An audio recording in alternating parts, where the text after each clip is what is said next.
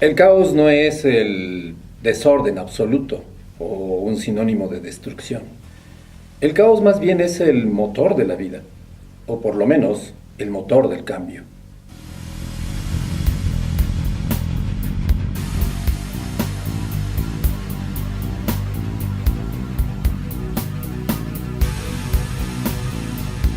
La teoría del caos es un nuevo y emocionante terreno de la investigación científica.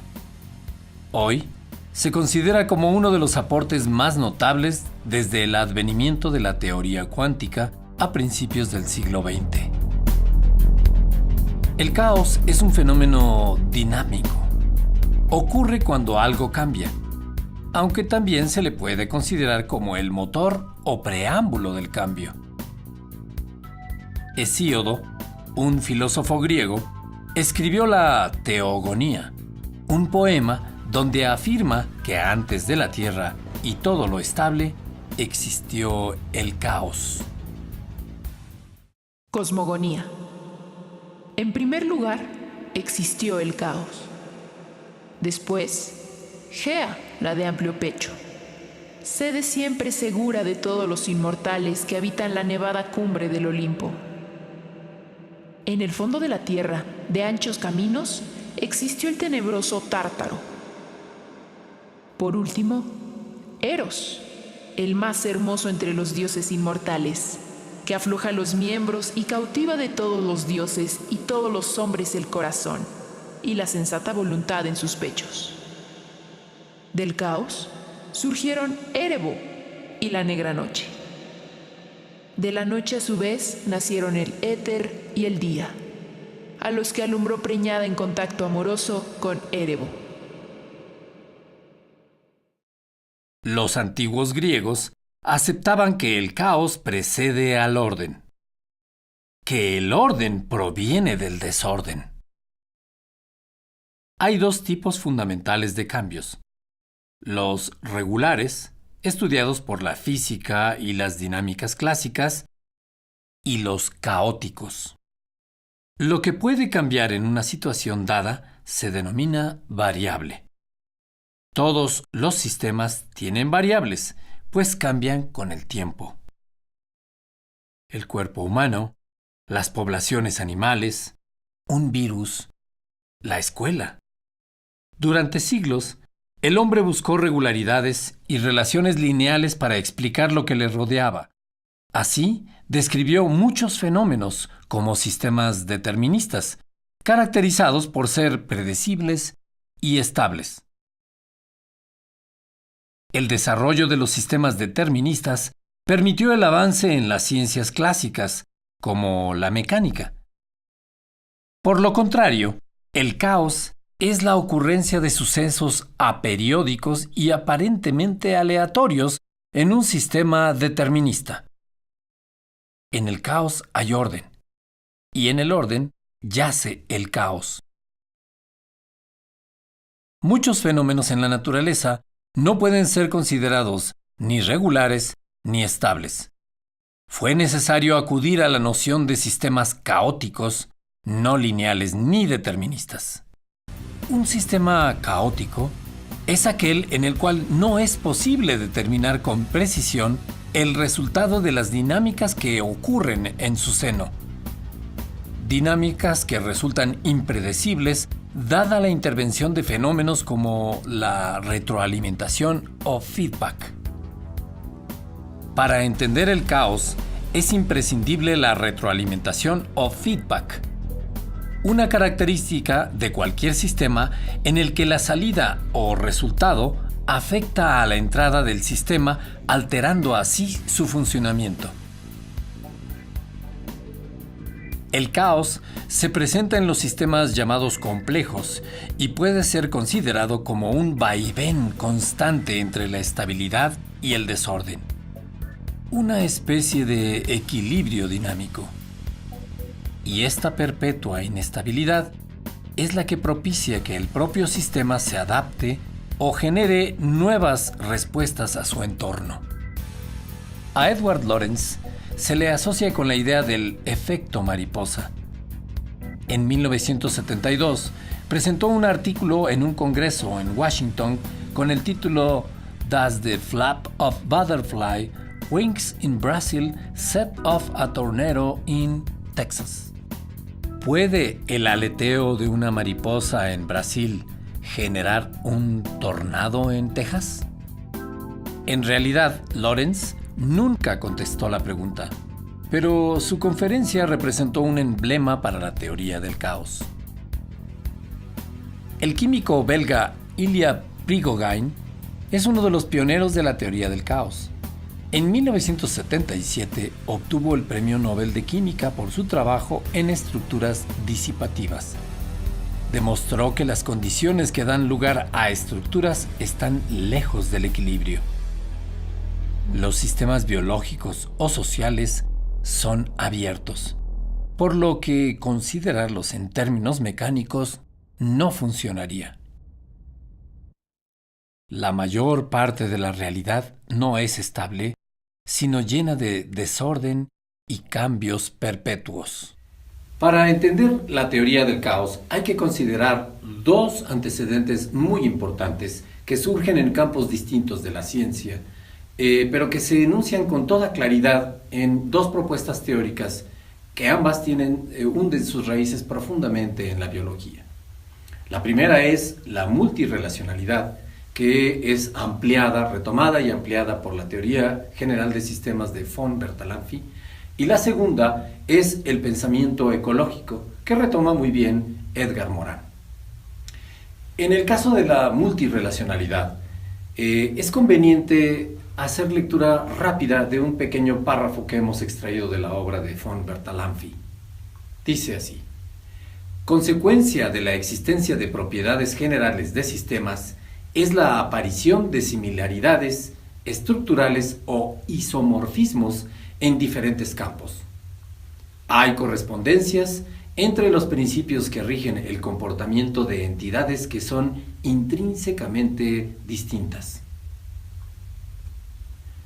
Por su parte, este asunto de la multirrelacionalidad, retomado en este caso por Morin y por supuesto utilizado por otros expertos, como es el caso de Luhmann o el propio Bertalanffy, es esta noción de sistema que enuncia de manera muy clara Morin, cuando dice: la realidad es un sistema compuesto a su vez por varios sistemas, y cada sistema se organiza a sí mismo en íntima interacción e interrelación con otros sistemas dentro de un medio ambiente social o natural. Tenemos así que este concepto de sistema es central para poder entender la teoría del caos, porque es uno de los antecedentes teóricos más poderosos.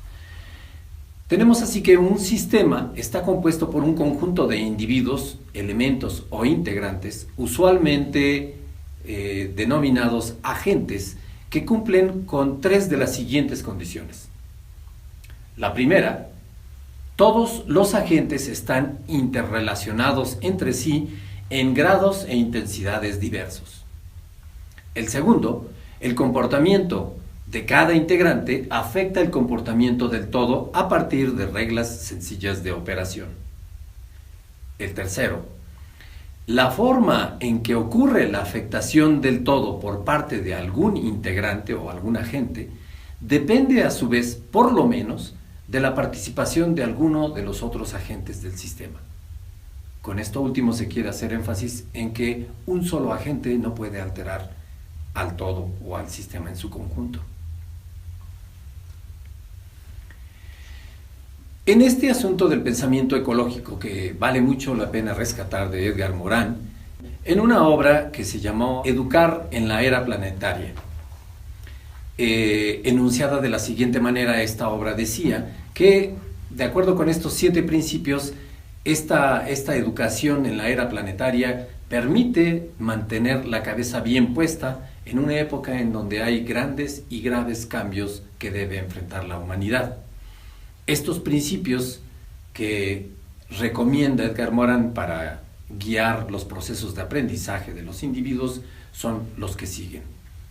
Tenemos como primer elemento, primer principio, el denominado sistemático o sistémico u organizacional. El segundo es el principio hologramático, o aquel que hace referencia al todo y las partes, que también se denomina fractal. El tercer principio es el del círculo retroactivo, es decir, ninguna relación es lineal. El cuarto es el principio recursivo o de la autoorganización. El quinto es el principio de la autonomía-dependencia, es decir, nada está desconectado de nada, todo está absolutamente interconectado, y este lo denomina Edgar Morin como el principio de la autoecoorganización.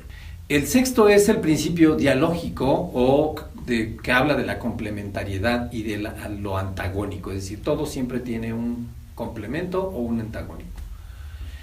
El séptimo es el principio de la reintroducción del sujeto cognoscente en toda forma de conocimiento. Este último principio rescata otros aportes en otros campos del conocimiento, como sería el constructivismo. El sujeto, al observar, está cambiando la realidad que observa. El sujeto es parte del propio sistema, no puede extraerse o mantenerse ajeno al mismo. En fin, que de estos 7 principios que hemos destacado, que hemos enunciado rápidamente, conviene destacar particularmente el primero, el principio sistémico u organizacional, que está relacionado con una suerte de pensamiento ecológico, donde un pequeño estímulo puede generar grandes cambios. Este primer principio permite relacionar el conocimiento de las partes con el conocimiento del todo y viceversa, lo cual permite inferir que el todo es más que la suma de las partes. Según este principio, la realidad es un sistema compuesto a su vez por muchos sistemas que a su vez están íntimamente relacionados y además mantienen una muy dinámica interrelación, que es lo que da vigencia a toda esta suerte de ecología de sistemas.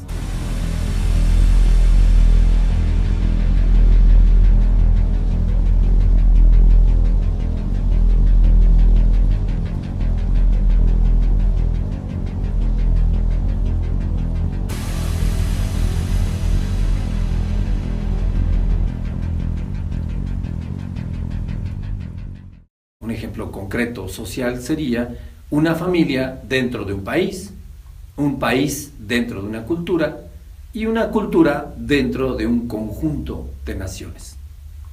Este sería un ejemplo muy claro de un sistema social. Como se sabe, la teoría del caos destaca procesos impredecibles en el tiempo y en el espacio, que no podrían ser entendidos si no se parte de la premisa de que hay una relación íntima entre elementos que van influyéndose en el tiempo y en el espacio, y que esta modificación mutua es absolutamente diversa, y la acumulación de ciclos de modificaciones graduales puede traer como consecuencia un cambio drástico. Así, la clásica metáfora del leve aleteo de una mariposa en algún lugar del planeta, que puede desencadenar un tifón en sus antípodas, solo puede comprenderse como una cadena de eventos causales multifactoriales que al encadenarse pueden modificarse mutuamente de manera drástica y a su vez desencadenar efectos o resultados absolutamente impredecibles en el tiempo. Otro fenómeno fundamental para comprender cómo una mínima varianza en la entrada de un sistema dado puede desencadenar fenómenos o efectos catastróficos a la salida del mismo sistema es la comprensión del feedback o retroalimentación.